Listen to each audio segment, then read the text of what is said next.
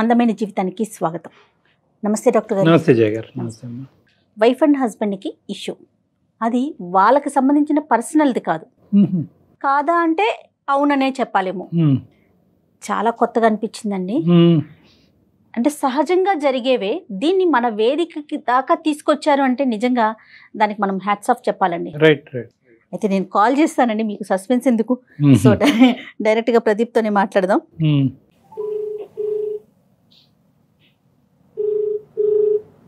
Hello గారండి.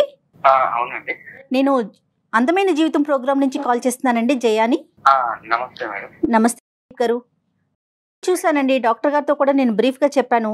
So నాతో పాటు డాక్టర్ కళ్యాణ్ చక్రవర్తి గారు ఉన్నారు, ఒక్కసారి మాట్లాడతారా? ఓకే అండి, నమస్కారం సార్. నమస్తే నాన్న. నమస్తే నమస్తే. ఏంటి సమస్య మీద ఎవరిదన్నానా?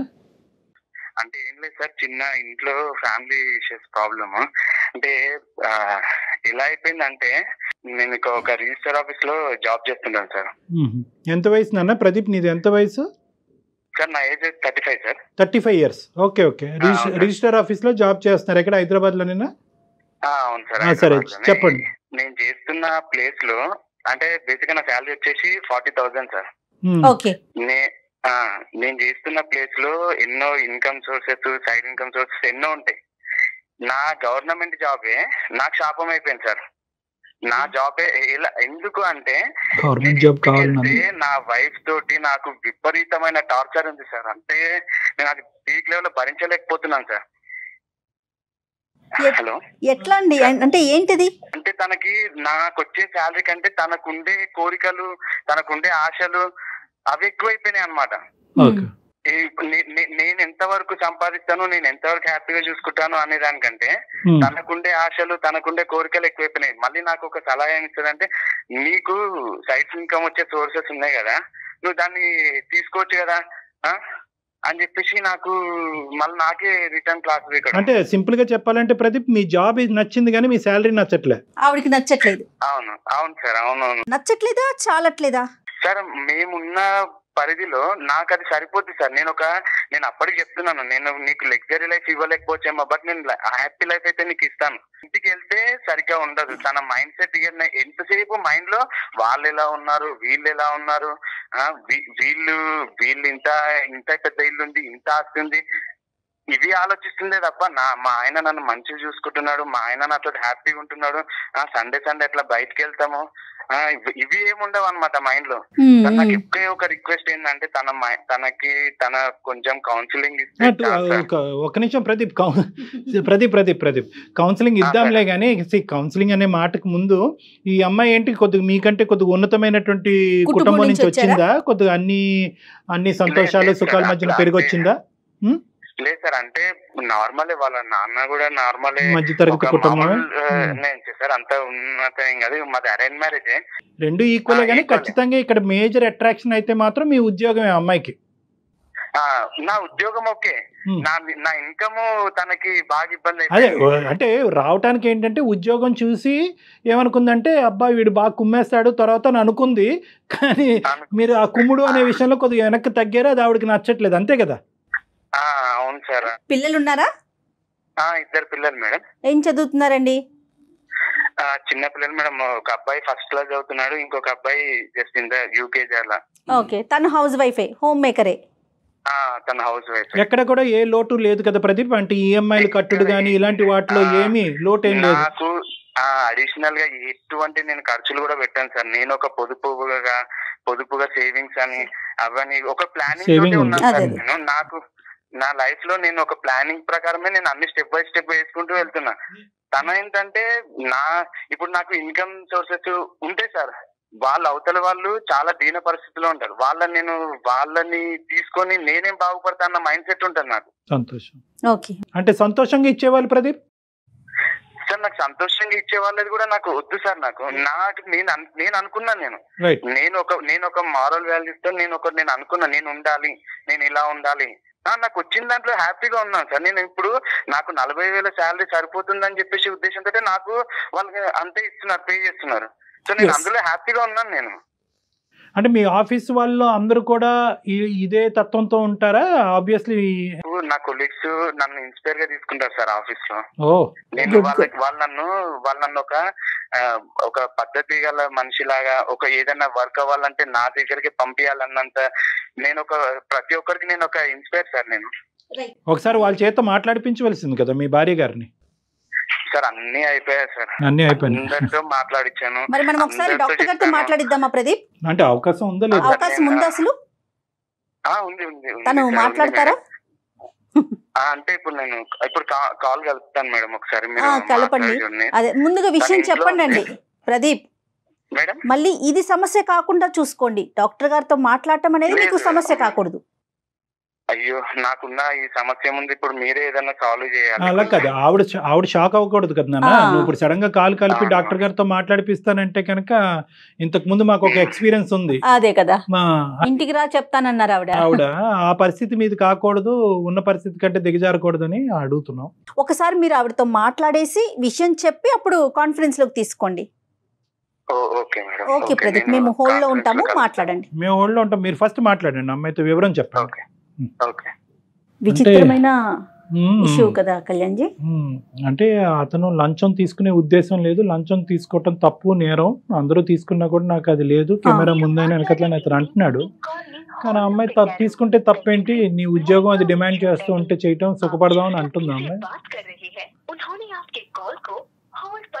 తనేంటి, నా కష్టానికి తగ్గ ఫలితం వస్తుంది, ఇది చాలు, ఇందులోనే బతుకుదాం అనే ఆలోచన అని అనిపిస్తోంది అతని మాటలను బట్టి మనకి. మీరు మాట్లాడే వ్యక్తి మీ కాల్ ని హోల్డ్ లో పెట్టారు.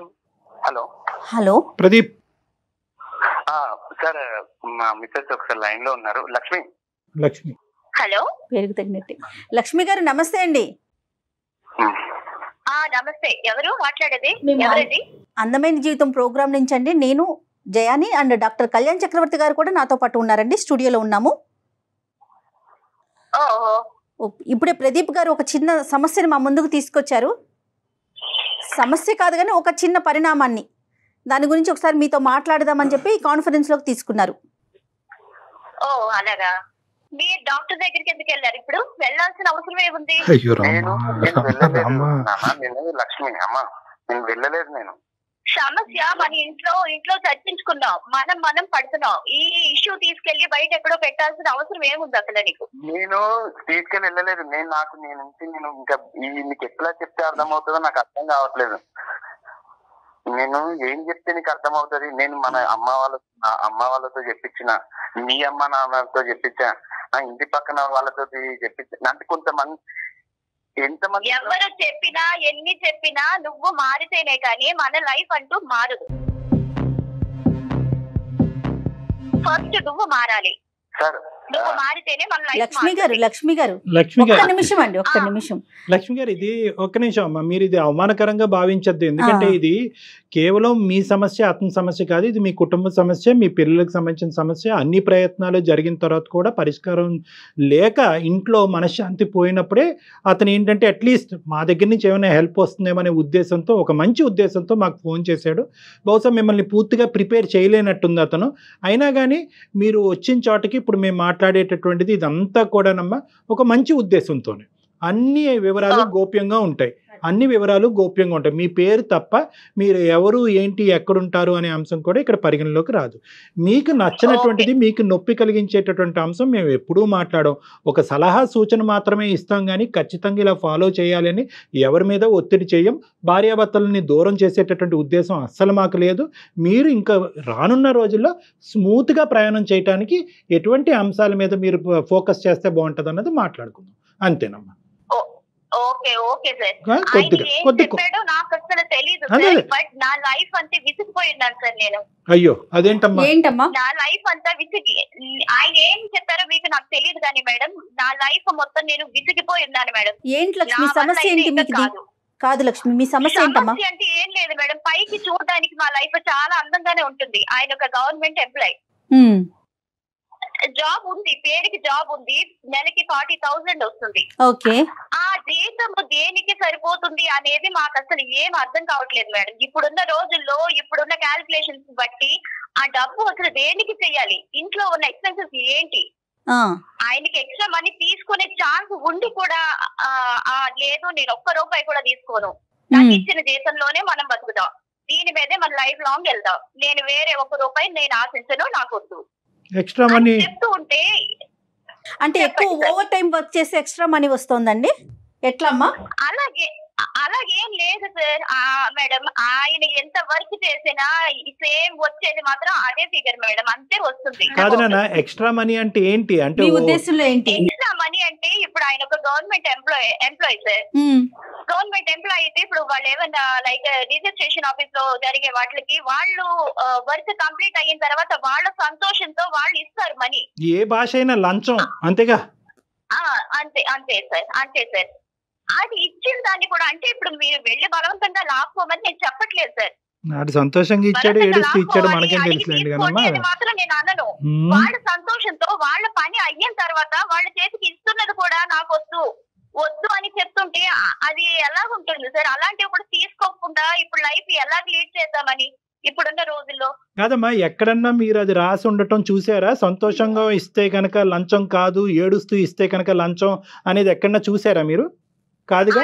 అదేం చూడలేదు సార్, తెలుస్తుంది విషయాలు. ఆయన నోట్ అంటే ఆయనే చెప్పారు నాకు. అదే అదే అదే నువ్వు చెప్పిన విషయమే కదా, నువ్వే చెప్పావు కదా నాతో. వాళ్ళు ఇలాగా సంతోషంతో పని అయ్యింది తర్వాత తీసుకుంటాను, నేను తీసుకోవాలని చెప్తుంటే ఎలా? బాగా ఆవిడ ఇన్ఫ్లుయెన్స్ అయ్యింది, కంప్లీట్ గా ఆవిడ బ్రెయిన్ వాష్ అయ్యింది. నాకు రివర్స్ అయ్యి ఇలా నన్ను టార్చర్ పెడితే నేను అసలు ఎక్స్పెక్ట్ చేయలేదు లక్ష్మి. అతను మంచిగా చెప్పింది. ఇది రివర్స్ కాదు, రివర్స్ అని ఎందుకు అనుకుంటున్నావు నువ్వు? నన్ను తీసుకొని నేను చెప్పట్లేదు, అవతల వాళ్ళని కొట్టి మీరు నాకు ఇది ఇవ్వండి, మీకు ఇది ఇస్తేనే కానీ నేను మీకు పని చేయను అని మీరు చెప్పనట్లేదు. వాళ్ళ వర్క్ చేస్తున్నారు, కంప్లీట్ చేస్తున్నారు, వాళ్ళ పని తొందరగా చేయడం వల్ల వాళ్ళ సంతోషంతో ఇచ్చిన డబ్బును కూడా మీరు అది ఎందుకు వదులుకుంటున్నారు అన్న. ఇది ఇప్పుడు ఉన్న డబ్బులతో మనకి ఖర్చులు సరిపోతాయా? ఏ సీసీటీవీ కెమెరాలోనో అతను ఏ ఏసీబీఓలకో చిక్కాడు అనుకోండి, చెప్తున్నా ఉదాహరణకి, చిక్కాడు అనుకోండి, ఎవడైతే సంతోషంగా డబ్బులు ఇస్తానన్నవాడు వచ్చి చెప్తాడా ఏమండి నేను సంతోషంగానే ఇచ్చానండి అని చెప్తాడా? చెప్తారు సార్, చెప్పదు. కాకపోతే నేను బలంగా తీసుకోమని చెప్పట్లేదు కదా సార్. ఇప్పుడు ఆ కెమెరాలు ఉన్నాయి, రైట్, కరెక్టే, ఆ విషయం నేను కాదనట్లేదు. కాకపోతే ఇచ్చే వాళ్ళు ఇప్పుడు అక్కడ ఎదురుగా కెమెరాల దగ్గర ఇవ్వాలని ఏముంది, తర్వాత పక్కకు వచ్చి ఇవ్వచ్చు లేదా ఇంటికి వచ్చి ఇవ్వచ్చు, లైక్ ఇలాంటివి కూడా జరిగిన ఇష్యూస్. అలాంటివి కూడా చేతికి వచ్చిన దాన్ని కూడా వదులుకుని క్లూస్ కూడా మీరే చెప్పేస్తున్నారు లక్ష్మి, పేరుకు తగినట్టు, లక్ష్మీదేవికి తగినట్టుగా దానికి క్లూస్ కూడా మీరే చెప్పేస్తున్నారు. మా మేడం మీకు జనరల్ గా మీరు ఒక అమ్మాయే కాబట్టి, మీరు ఒక ఆడవాడు కాబట్టి ఇప్పుడు ఈ ప్రాబ్లం నేను మీకు అర్థం అవుతుందని నేను అనుకుంటున్నాను. నాకు అర్థమైందండి. కాదు, ఫంక్షన్ ఉంది అనుకోండి, ఒక అకేషన్ ఉంది మేడం, అకేషన్ కి వెళ్తాము, పేరుకి ఏంటంటే అందరూ మీ ఆయన ఒక గవర్నమెంట్ ఎంప్లాయీ కదా, ఓకే మీకు ఇది ఉంటుంది, అన్ని జ్యువెలరీ ఇంత సారీ, ఆ టైప్ ఆఫ్ వాళ్ళ థింకింగ్ ఉంటుంది, వే ఆఫ్ థింకింగ్ ఆ విధంగా ఉంటుంది. లక్ష్మి అలా కాదు మేడం. లక్ష్మి గారు ఒక్క నిమిషం అండి, ఒక్క నిమిషం. కరెక్టే, మన చుట్టుపక్కల ఉన్నవారు వారి తాహతకు తగినట్లుగా వారు ఉంటారు. మన కెపాసిటీ ఎంతో మనం అలా కదా ఉండాలి. మరి మన పిల్లలకి మనం ఏమి నేర్పిస్తున్నాం? నా భర్త న్యాయపరంగా ముందుకెళ్తున్నాడు, అతను చూసి నేను గర్వపడుతున్నానని ఒక్క మాట చెప్తే కనుక 100కి 100 నోరు మూసుకుంటాయమ్మా.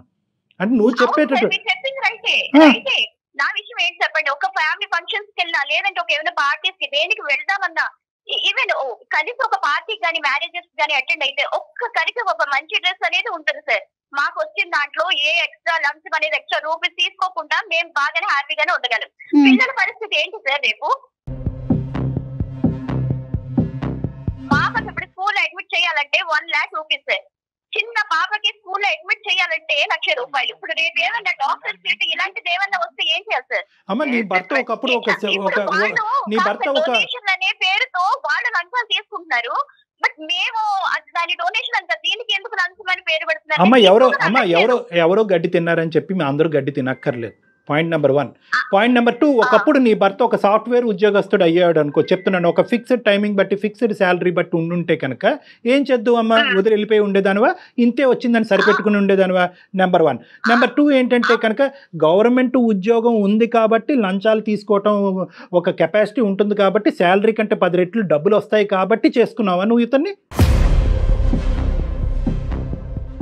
అలాగని కాదు సార్, అలాగని కాదు. ఉన్న అమౌంట్ తో ఇప్పుడు లైఫ్ లీడ్ చేయడం కష్టం. మీరు ఏం చదువుకున్నారు? డిగ్రీ చేశాను మేడం. ఓకే, మీరు ఏదైనా చిన్న ఉద్యోగం చేసుకోవచ్చు కదా, ఆయనతో పాటుగా ఎంతో కొంత సహాయంగా ఉంటుంది కదా. 40+20 కదా. ఆ ఆవిడకి దానికి కూడా అయ్యింది మేడం. అది కూడా చేశాను. అది కూడా చేద్దామని అప్లై చేస్తే ఈ మనిషి ఉన్నాడే దానికి కూడా ఇంత అమౌంట్ పే చేయాలి, కట్టాలి, అట్లీస్ట్ అది నాకు పే చేయండి, లేదంటే నేను కూడా జాబ్ చేస్తే ఇద్దరికి ప్లస్ అవుతుంది, లైఫ్ లీడ్ చేయొచ్చు, పిల్లలతో ప్రాబ్లం అవ్వదని చెప్తే ఎంత రిక్వెస్ట్ చేశాను మేడం. ఈ విషయం చాలా రిక్వెస్ట్ చేశాను, నేను జాబ్ చేస్తాను ఇద్దరు కూడా కలిసి చేద్దామంటే అట్లీస్ట్ ఆ మనీ కూడా నాకు అరేంజ్ చేసే ఇది కూడా లేదు. నేనేం చేయను మేడం, ఎవరితో చెప్పుకోవాలి? ఇవ్వనని చెప్పిన సైడ్ ఇన్కమ్ వాళ్ళకి లంచం నేను ఇవ్వనని చెప్పిన. నేను జాబ్ చేయొద్దని చెప్పట్లేదే. అక్కడ నీకు బ్యాక్ డోర్ తో వెళ్తోంది తను, వద్దంటారు ఆయన. అక్కడ కూడా ఇదే సబ్జెక్టా? వీళ్ళకి ఎదురైంది కూడా అదే ఘటన ఎదురైంది. ఏం ప్రదీప్, టాలెంట్ తోటి నీ ఎగ్జామినేషన్ నీవు ప్రిపరేషన్ ఆ దాన్ని బట్టి నువ్వు ముందుకెళ్ళి వెళ్ళు, కానీ నన్ను లంచం కట్టు అంటే నేను కట్టాను. కాదమ్మా, లంచం లేనిది, లంచం తీసుకుంది ఇవ్వవలసినటువంటి అవసరం లేనటువంటి ఉద్యోగాలు ఏవీ లేవమ్మా ప్రపంచంలో. ఉన్నాయి సార్, అవి ఎంతవరకు యూజ్ ఉంటాయి సార్? తనకి దొరకట్లా, టచ్ కావట్లా, తనకి యూజ్ అంటుంది. ఉపయోగం లేదంటే ఇప్పుడు 5,000 10,000 మనకి ఎంత ఎందని మనకి ఆవిడ ఉద్దేశం ఏంటంటే లంచం ఇచ్చే ఉద్యోగం ఉంది అంటే కనుక అక్కడ లంచం తీసుకోవచ్చు. ఒక్క మాట అడిగాడు, అమ్మ స్కూల్లో ఒక ట్రిప్ వెళ్తున్నాము దానికి ఇంత పే చేయమంటే అట్లీస్ట్ ఆ అమౌంట్ అడగడానికి కూడా నాకు ఇంట్లో లేదమ్మా, మనకు అర్హత లేదు అని చెప్పడానికి కూడా నాకు ఆలోచన ఉంటే 100 మార్గాలు ఉంటాయి. మీ ఆలోచన కాన్సెప్ట్ ఎలా ఉంది అంటే కనుక, ఒరే బాబు మీ నాన్న బయటకు వెళ్తున్నాడు కానీ చెప్పుకోవటానికి పెద్ద ఉద్యోగం కానీ సరిపడేంత డబ్బులు తీసుకురావట్లేదు అనే కాన్సెప్ట్ ఏదైతే మీ ఇంట్లో తిరుగుతుందో బంగారం లాగా, అదే కాన్సెప్ట్ ఆటోమేటిక్ గా పిల్లలు ఇంబైబ్ అవుతారమ్మా. వాళ్ళకి కూడా అమ్మ సరిపోవట్లేదా, రావట్లేదా, ఇలా చేయొచ్చా అలా చేయొచ్చు అన్నది 100% ఏంటి సార్. ఇప్పుడు వాళ్ళు కూడా ఎగ్జాంపుల్ చూపిస్తున్నారు సార్, అమ్మ నిన్న వీళ్ళ కార్ లో వచ్చారు, మా ఫ్రెండ్స్ ఇలా వచ్చారు, నేను అక్కడికి వెళ్ళారు, ఇక్కడికి వెళ్ళారు, మా ఇవన్నీ చెప్తుంటే అట్లీస్ట్ మన అవసరాలు వేరు, ఫెసిలిటీస్ వేరమ్మా. లక్ష్మి చెప్పేది మనం కొన్ని ఇవ్వలేమో స్థితిలో ఉన్నాము. Lakshmi simple concept. మీ భర్త 25,000 30,000 ఉద్యోగం చేసుకునే భర్త నీకు దొరుకుంటే నీ జీవితంలో అటువంటి వ్యక్తిని నువ్వు పెళ్లి చేసుకుంటే కనుక నువ్వు కన్నటువంటి పిల్లలకి నువ్వు ఏం సమాధానం చెప్తావు? ఏమని చెప్పుంటేదాన్ని? ఇదే ప్రశ్న నీ కొడుకు అడిగాడు, అమ్మ ఆడు ఏరోప్లేన్లో వస్తున్నాడని అడుగుతాడు, అప్పుడు ఏమని చెప్తావు? రైట్, అంతే. ఇప్పుడు కూడా అదే, నువ్వు నీ పిల్లల్ని ఎలా పెంచిది, వాళ్ళకి ఏ సమాధానం చెప్తే కనుక పిల్లల దగ్గర నుంచి అవే ప్రశ్నలు వస్తాయి. సరిపోవట్లేదు అంటే కనుక అమ్మ సరిపోవట్లేదు అని అంటారు. మీరేమొచ్చి వజ్ర వైడూర్యాల వైపు చూస్తే కనుక వాడు కార్లు ఏరోప్లేన్స్ వైపు చూస్తారు. సో ఇక్కడ ఏంటంటే తల్లి చూసేటటువంటి విధానం బట్టి పిల్లల యొక్క పెంపకం ఉంటుంది, వాళ్ళు అడిగేటటువంటి ప్రశ్నలు ఉంటాయి. The battle is between 2 things. ఒకటి ఏంటంటే మెటీరియలిస్టిక్ వర్సెస్ ఎథికల్. నాకు ఇది కుర్చీ అంటే కనుక ఈ కుర్చీ సరిపోతుంది, నాకు ఈ ఫ్యాన్ అంటే కనుక ఈ ఫ్యాన్ సరిపోతుంది, నాకు ఏసీ ఉంటేనే నేను ఉంటాను, నాకు రిలాక్స్డ్ చైర్ ఉంటేనే ఉంటానంటే కనుక మీ మైండ్ సెట్ ఎప్పుడు కూడా అటువైపే ఉంటుంది. నీ భర్త ఇప్పుడు ఏమి తప్పుగా మాట్లాడుతున్నాడని మీకు అనిపిస్తుందా, లేదంటే ఎథికల్గా మాట్లాడుతున్నాడని అనిపిస్తుందా? ఎలా అనిపిస్తుంది మీ భర్త గురించి? చేతకానోడి కింద అనిపిస్తుందా, లేదంటే ఒక ఎథికల్గా మాట్లాడేటటువంటి వ్యక్తి గురించి అనిపిస్తుందా? మీకు ఎలా ఉంది? ఎథికల్ గానే మాట్లాడుతున్నాడు సార్. కాకపోతే నేను అనేది ఇప్పుడు మనకి ఇది తప్ప వేరే ఏం లేదు అంటే మనకున్న లిమిట్స్ లోనే మనకున్న మనీలోనే హ్యాపీగా ఉండొచ్చు. బట్ ఛాన్స్ ఉండి కూడా ఎందుకు ఇలాగే ఉన్నారు? ఎవరైనా క్వశ్చన్ చేస్తే ఏంటి గవర్నమెంట్ ఎంప్లాయీ కదా, ఈ ఛాన్స్ అనే పదమే తప్పమ్మా. ఈ ఛాన్స్ వల్ల 10 రూపాయలు తీసుకోవచ్చు, 10 సంవత్సరాలు జైల్లో అన్నా ఉండొచ్చు. ఈ పదం వాడుతున్నారు చూడండి, ఛాన్స్, ఆపర్చునిటీ, బంగారు ఛాన్స్, గోల్డెన్ ఛాన్స్ అంటున్నారు చూడండి. అవి కాదు, అదే ఛాన్స్ డబ్బులు తీసుకుంటున్నప్పుడు మీ భర్త అడ్డంగా ఎవరికైనా ఏసీబీ వాళ్ళకి దొరికి ఒక 10 సంవత్సరాలు జైల్లో ఉంటే కనుక అప్పుడు మీరు మాకు ఫోన్ చేస్తారు వేరే కారణం పెట్టుకు. కాదండి, వాళ్ళే డబ్బులు ఇస్తూ కావాలని ప్లాన్డ్ గా కూడా ఇచ్చి బుక్ అయితే ఉంటే అసలుకే మోసం కాదు. గుడ్డు తినాలండి, కోడినే కోసేసుకుంటామంటున్నారు మీరు. ఒకసారి ప్రాక్టికల్ గా ఆలోచించండి. ఈరోజు షార్ట్ కట్ మార్గాల్లోకి వెళ్తే కనుక లక్షలు రావచ్చు, కానీ అడ్డంగా దొరకచ్చు. దానివల్ల చాలా పరిణామాలు చాలా భయంకరంగా ఉండబోతాయి. మీకు అది తెలియట్లేదు, మీరు ఈ bad side of the things చూడలేకపోతున్నారు. అది ఇక్కడ వాళ్ళే ఇస్తామంటున్నారు కానీ కోణంలోకి వెళ్ళిపోతున్నారు. వాళ్ళు ఇచ్చినా, ఇతను ఆనందంగా తీసుకున్నా, వాళ్ళు బాధపడుతూ ఇచ్చినా, ఎలా తీసుకున్నా at the end of the day మొదట్లో చెప్పినట్టుగానే దాని పేరు లంచం. అంతే. లంచం తీసుకోవటం, ఇవ్వటం అనేటటువంటిది కూడా రెండు చట్టరీత్యా నేరం. ఈ రోజున ఎవరున్నారు సార్ అలాగా? ఇప్పుడు మన బలవంతంగా అడిగి తీసుకోవట్లేదు. ఎవరున్నా లేకపోయినా మనకి ఉన్నది ఒకటే లైఫ్ సార్. ఉన్న ఒక్క లైఫ్ కూడా మనం ఎంజాయ్ చేయకపోతే ఎలా సార్? అమ్మా ఎవరు లక్షలు అడగమని చెప్పట్లేదు కదా, ఇచ్చింది ఫిక్స్ అయ్యారు అప్పుడు నేను ఏదైనా దారి తప్పితే ఈయన ఇలా అయిపోయాడు అలా ప్రెషర్ వల్ల దారి నువ్వు దారి తప్పుతావు. నువ్వు దారి తప్పే మనిషి అయితే ఎప్పుడో బాగుపడుతున్నా. అరే అమ్మ నువ్వు దారి తప్పకూడదని దేవుడు దండం పెట్టుకోవాలమ్మా. నాకు ఒకటి అర్థం కావట్లేదు, ఏమైనా గాంధీజీ వంశం నుంచి వచ్చావా ఏంటి? నేను చెప్పట్లేదు, ఇచ్చింది సంతోషంగా తీసుకోవడానికి ఏంటి నీకు ప్రాబ్లం ఏంటి? అతనిది గాంధీ వంశమా నీది హిట్లర్ వంశమా అనే సబ్జెక్ట్ తీసి పక్కన పెట్టండి. ఇది కాదు మనం మాట్లాడుకునేది. ఇప్పుడు ఏంటంటే లంచం సంతోషంగా ఇస్తే తీసుకోవాలి అని నువ్వు అంటున్నావు, కానీ మేము చెప్పేటటువంటి సబ్జెక్ట్ ఏంటంటే ఆ లంచం తీసుకుంటూ నీ భర్త దొరికిపోతే అప్పుడు పరిస్థితి ఏంటి అనే ప్రశ్న నిన్ను అడుగుతున్నాం. మీరు దొరకనప్పుడు సిచ్యువేషన్ గురించి మాట్లాడుతున్నారు లక్ష్మి, దొరికిపోతే సిచ్యువేషన్ గురించి మేము మాట్లాడుతున్నాం. చాలా మంది లక్ష్మి అంటే ప్రాక్టికల్గా ఆన్ స్క్రీన్ మనం మాట్లాడుకోకూడని ఒక విషయం, ఎందుకంటే మీరు ఆ స్టేట్ ఆఫ్ మైండ్లోనే ఉన్నారు కాబట్టి నేను చెప్తున్నా. ఇచ్చేవాళ్ళు ముందుగానే మీడియాకి చెప్పి మరి ఇస్తూ ఉంటారు. అలాంటి కేసులు కూడా కోకొల్లలు కదా. దొరుకుతాడా దొరకడా అన్నది కాదమ్మా, ఇది అతని యొక్క వ్యక్తిత్వం. నీ భర్త యొక్క వ్యక్తిత్వము తాకట్టు పెట్టుకుని ఒక పిచ్చి పని చేయవలసినటువంటి అవసరం ఏముందమ్మా? ఈ రోజు మీ వ్యక్తిత్వాన్ని విరగ్గొట్టుకుని మిమ్మల్ని ఒక పని చేయమంటాడు నీ భర్త, నువ్వు చేస్తావా? ఒక మనిషికి ఒక వ్యక్తిత్వానికి మించినటువంటి ఆస్తి ఏముందమ్మా? ఏముంది? చప్పట్లు కొట్టించు, నలుగురు చేత చప్పట్లు కొట్టించు, నా భర్త ఇంత గొప్పవాడు అని చెప్పి. ఇంత దూరంగా ఉండి మీకు మాకు ఏ సంబంధం లేనటువంటి ఈ ప్రోగ్రాం నడిపిస్తూనే మేము మీ భర్తను చూసి ఆహా అనుకున్నాం, నేను జయ గారు చూసుకుని ఇందాక. అసలు నీలో ఆవగించేంత సంతోషం ఒక ఆనందం కూడా లేదమ్మా. దురదృష్టకరమైనటువంటి భర్త దొరికాడు, లంచం తీసుకున్నటువంటి భర్త దొరికాడు, అడ్డంగా దొరికిపోయి జైల్లో కూర్చున్నటువంటి భర్త దొరికాడు అన్నట్టు నువ్వు మాట్లాడటం మాకు చాలా ఆశను కలిగిస్తుందమ్మా. సో ఈ రోజు ఉన్నదాంతో ఎలా సరిపెట్టుకోవాలి? లేదు స్తోమత లేదు, పిల్లల భవిష్యత్తు, మెడిసిన్ చదివించాలి, అప్పుడు డొనేషన్లు కట్టాలి అంటే కనుక దానికి వేరే మార్గాలు ఉన్నాయి. లక్ష్మి ఉన్నావా? కట్ చేసావమ్మా. మీకు రియాలిటీ చెప్తున్నానన్నా, రియాలిటీ చెప్తున్నా. ఈ రోజుతో అయిపోయే జీవితం కాదు. ఈ రోజు ఏం మీ భర్త రిజైన్ అయిపోవట్లేదు, ఇంకా రానున్న రోజుల్లో ప్రమోషన్లు వస్తాయి, ఇంక్రిమెంట్లు వస్తాయి, ఇంకా ఉన్నతమైన స్థాయిలోకి వెళ్తారు. మీరు ఉద్యోగం చేయటం మొదలు పెడితే 2 చేతులతో సంపాదిస్తారు. తీసుకెళ్లి ఏ ల్యాండ్ మీదో ఏ బ్యాంకులోనో వేసి ఇన్వెస్ట్ చేయండి, సేవ్ చేయండి. 10కి 10 పెరుగుతుంది. రేపొద్దున మీ పిల్లలు ఎదిగి మా తండ్రి ఇంత నీతిమంతుడిగా మమ్మల్ని పెద్ద చేశాడు, అడ్డదోవల్లోకి వెళ్ళి మమ్మల్ని పెంచలేదని గొప్పగా చెప్పుకుంటారు. ఇవమ్మా ఎల్లకాలం కలకాలం నిలబడేది, గోళ్ళు మేడలు కాదు. లక్ష్మి బాధపడకమ్మా, గట్టిగా చెప్తే క్షమించు, కానీ ఉన్న మాట చెప్పాలి కాబట్టి అలా చెప్పాను. ఇంట్లో మానసిక ప్రశాంతత ప్రధానమైనటువంటి అంశం. అదే కోట్లాది రూపాయలు. నీ భర్త ఇంటికి వచ్చినప్పుడు సంతోషంగా అతన్ని ఆహ్వానించు, ఇంట్లో అందరు ఇంటిళ్ళ పాలి సంతోషంగా ఉండేటట్టు చూసుకో. రేపొద్దున దాని యొక్క ఫలితం ఏంటన్నది నీకే అర్థం అవుతుందమ్మా. ఆయుష్ పెరుగుతుంది, ఆరోగ్యం పెరుగుతుంది, ఆనందం పెరుగుతుంది. ఫస్ట్ ఆ కాన్సెప్ట్, ఈ డబ్బు అనే కాన్సెప్ట్ కాసేపు పక్కన పెట్టి ఆనందంగా జీవించడం ఎలా అనే దాని మీద కాన్సన్ట్రేట్ చేయి. అది కేవలం డబ్బుతోనే రాదు. అమ్మా లక్ష్మి ఏడుస్తా, నేను నువ్వు ఏడవాలని చెప్పేసి నీకు వాళ్ళతో డాక్టర్తో గానీ మేడంతో గానీ నీకు క్లాస్ తీయించాలన్నది నా ఉద్దేశం కాదు. నీకు నేను చెప్పి ఏ వర్షంలో చెప్పినా నీకు అర్థం కావట్లేదు అన్న ఒక చిన్న బాధతోటి నేను వాళ్ళతో నీకు మాట్లాడించాను కదా, నువ్వు ఏడవాలని కాదు. ఓకే, ఆలోచించుకో. మీ ఆయన పదే పదే ఏడిపించారు అని అంటున్నాడు మమ్మల్ని. మేమేమి ఎవరిని ఏడిపించలేదమ్మా.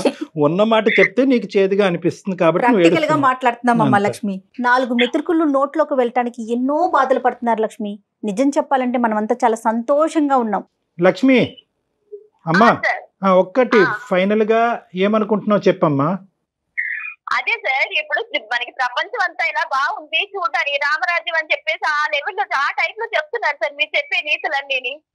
అలా ఎలాగ సార్? వినడానికి అన్ని వివేకానంద నీతులు చాలా చాలా బాగుంటాయి సార్. అందులో మనకి దిగితేనే కదా సార్, అనుభవిస్తేనే కదా సార్ మనం పడే బాధ అనేది తెలుస్తుంది. ప్రపంచం ఇరుగు పొరుగు ఎదిరిల్లు పక్కిల్లు గురించి నీకు అనవసరం అమ్మా. ఇందాకటి నుంచి నేను ఒకే మాట చెప్తున్నాను, ఏ పుట్టలో ఏ పావుందో మనకు తెలియదు అనేటటువంటిది. మనకి దేవుడు ఏమి ఇచ్చాడు అనేటటువంటి దాంతో మనం రిస్క్ లేకుండా సంతోషంగా ఉండటం గురించి చెప్తున్నాను.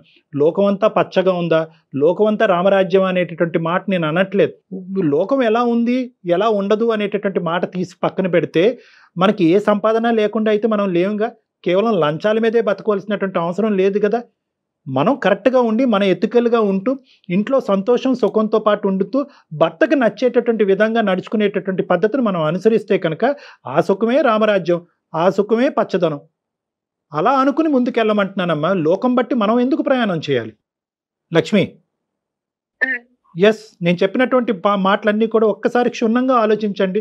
మీరు కూల్ మైండ్ సెట్తో, డైవర్టెడ్గా బయాస్డ్ మైండ్ సెట్తో కాకుండా ప్రదీప్ గారు ఇందాక చెప్పినట్టుగా వాళ్ళు వీళ్ళు గవర్నమెంట్ ఉద్యోగుడు భార్యవి, నువ్వు ఇక్కడ కాదు అక్కడ ఉండాలి, ఈ టాక్ అంతా ఫస్ట్ కట్ చేయండి. మీరు ఇన్ఫ్లుయెన్స్ అవుతున్నారు. ఈ టాక్ కట్ చేసి నేను నా భర్త, నా సుఖం నా సంతోషం, ఏముంటే ఉంటుంది ఏముండకపోతే ఉండదు అని కేవలం మీ యొక్క మైండ్ సెట్ ఉపయోగించుకుని ఒక కంక్లూజన్కి రండి. You will get the clarity. Influence అవ్వకండి. Okay Lakshmi? Okay Lakshmi. Okay నాన్న. Right Lakshmi, all the best. Pradeep, Pradeep all will be well. మీ మైండ్ సెట్ ని ఎట్టి పరిస్థితుల్లో మార్చుకోవద్దు ప్రదీప్. ఈ రోజు అయితే నా పని చేస్తున్నా, నేను చచ్చిపోయినట్టే. నేను వెరీ గుడ్. నేను అది చెప్పిన. సరే okay Pradeep. Right right Pradeep. Okay okay okay right Pradeep. Thank you. Thank you Pradeep and Lakshmi. All the best. నమస్తే. నమస్తే.